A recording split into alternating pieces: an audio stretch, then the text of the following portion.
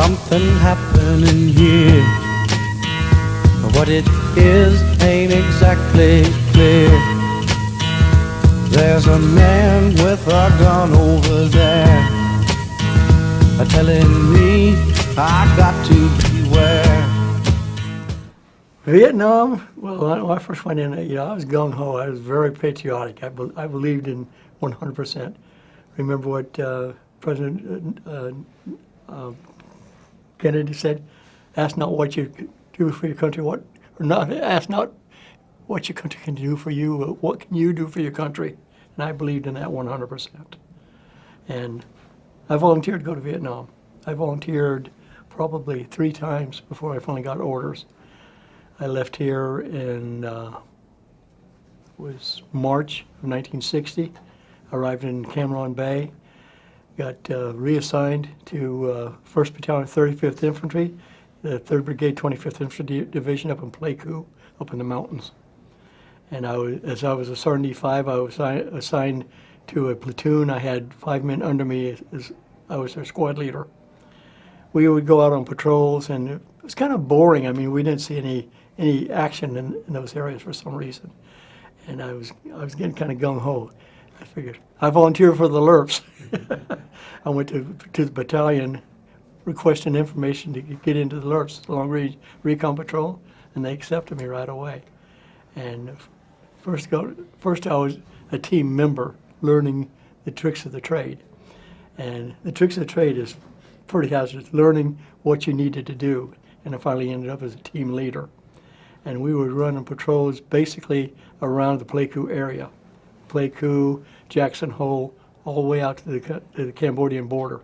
Because Nui Ba Din, the Black Virgin Mountains, the Central Highland is a known main point, and the Ho Chi Minh Trail ended up right there. NVA used to come in to Vietnam for us. And that's where we would run into them out there. We faced the NVA quite a few times, and they turned out to be very good soldiers, and we had to be very careful. Because our job, like I say, we're a 5-man team out there. We are camouflaged. We live more like the jungle than the jungle itself when we were in the tiger stripes and camouflage everything. And a little bit of story back about how to prepare for the LRPs that are going on a mission. 5 days before you get an app order to go out. 5 days before you go out, you start quit shaving and showering. 3 days before the mission, you quit eating American food. You start eating the Vietnamese food. Basically that way, if you have to go to the bathroom, you're going to smell like them, right? And it's a safety factor. And that's what we did.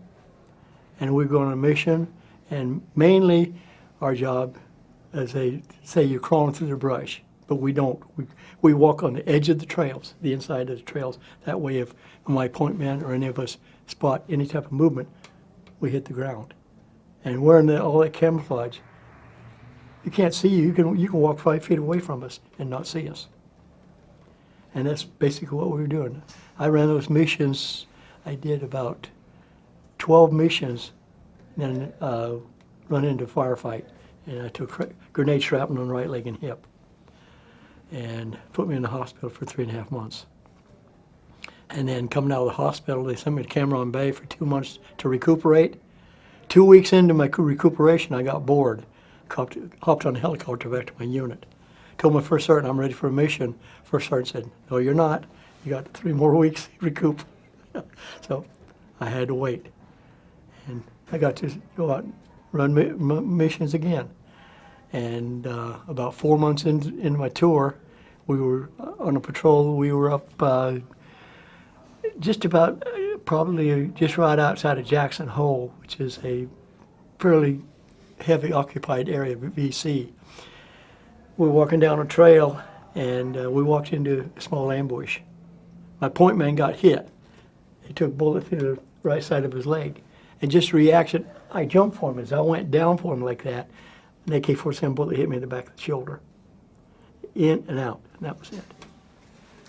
The medic patched me up, and I stayed on the mission. And when we finished our mission, I went back in, checked with the doctor. The doctor said everything's fine, just patched me up, and Said, go about your duty.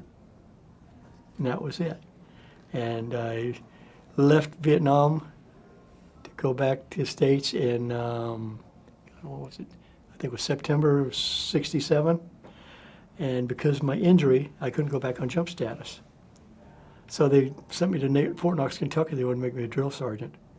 And I hated that job with a passion. I volunteered 3 times to go back to Vietnam. And they said, nope, you're going to be a drill sergeant. So I was pushing troops, Fort Knox, Kentucky. And 1969, General Westmoreland sent a directive down to all CONUS units looking for snipers to looking for shooters to start a sniper program. The director said no one could be denied, so I went and told my first sergeant, bye, I'm gone. So I went to sniper school there at Fort Benning, Georgia, a 12-week sniper school, and learning everything about weapons. Went to Vietnam as a sniper team in May of 1970. It was a 6-man team, and we were basically teaching sniper tactics to 25th Division soldiers and 4th Infantry Division soldiers. Anybody that wanted to try to be a shooter would come in, and we would train them, teach them for 3 or 4 weeks, see how they operated, and give them what they call the T2 designator is a school-trained sniper. That's for your MOS, and once they finished, they went back to the unit. About 4 months into my tour, an advisor from Military Assistance Command come to our academy looking for a shooter to teach Vietnamese Rangers sniper tactics. And since I was wearing the tab, I was the only one qualified to go, so I went to Advisor Team 74, which was a sniper training center, or Ranger Training Center. It was just right outside of Saigon, about 18 miles. And got in there, and my main job was with an interpreter teaching sniper tactics. And those South Vietnamese Rangers were very dedicated to their job. These were not regular soldiers. These were ones that are dedicated to being military, and they did outstanding. I did that for about 3.5, 4 months. Got called back to my unit, the 25th Division School, and I figured I'd be going back to the academy. Come to my F Company 75th Rangers lost their sniper on a mission, so guess where I went? The F Company as their primary sniper. Did 8.5 months with them, returned to the States, and I had about 9.5 years left on my service. I went many stateside assignments. I had 3 tours in Germany, and I retired in 1980. And that's basically it. You got pretty good at your craft too, didn't you? Earning some wonderful citations. I've got a few. Yes, sir. Talk to us about that. I've got 3 Bronze Stars, 2 for Valor, one is Meritorious Service. I've got 3 Purple Hearts. Oh, I didn't tell you about my 3rd Purple Heart. Let me back up a little bit, okay? We were on a mission with the Rangers when I was a sniper, and we run into basically NVA, and RPG rockets were flying everywhere. One blew me down the hill, and as I went flying, I guess my hand went flying. I took a piece of shrapnel, hit me right there. I've got 12 stitches from there, and that's the only thing that hit me. I couldn't believe all that shrapnel flying. That's what got me. Got me a 3rd Purple Heart. So okay. But anyway, yeah. And when I retired, I had different assignments, and my I guess you would call them, my passion right now is writing poetry. And I've written, last count, roughly 1,680 some poems. In fact, I've donated 45 combat-related poems to this museum. And I just talked to Mr. Lund a little while ago. I'm going to take a folder home with me. I'm going to fix a binder up, 3-ring binder. On the outside, I'm going to have combat-related poems by SFC Wayne Lund, and inside it's going to be, I'm going to add more. Like, I think I probably got 80 or 90 combat-related poems. I'm going to put them all in that folder and bring it back to the museum.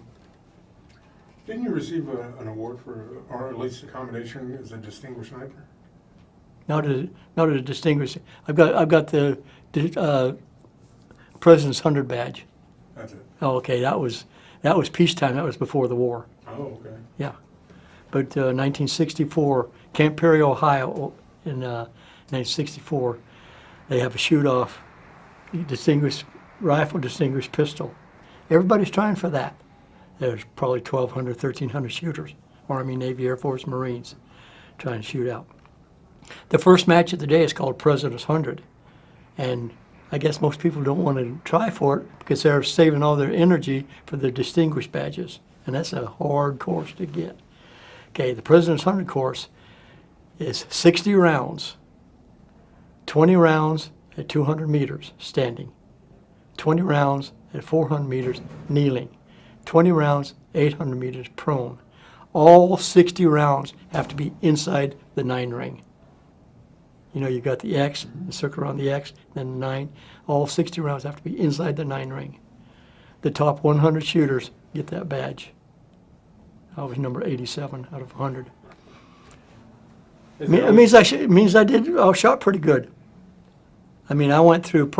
You look at my history. I went through probably 5 or 6 weapons training courses just to shoot.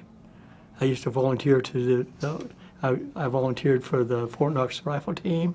I volunteered for the 3rd Army rifle team. I went to Oak Ridge, Tennessee for the rifle matches. We used to shoot all the time. I enjoyed it. But once I became a sniper, I did my job out there, and I haven't touched a weapon since I retired. Really? Yeah. Take me back in Vietnam. A lot of stories, we talk to soldiers all the time. Mm-hmm. And some of them find they're transformed, and it's difficult for them going back. Okay, for me, I would say, yeah, it was difficult for a long time. I mean, when I first came, I was basically shaking. My PTSD was, I would say, at least 70%. That was bad. I was seeing a psychiatrist, and I would start crying, talking about different situations. That's how nervous I guess I was.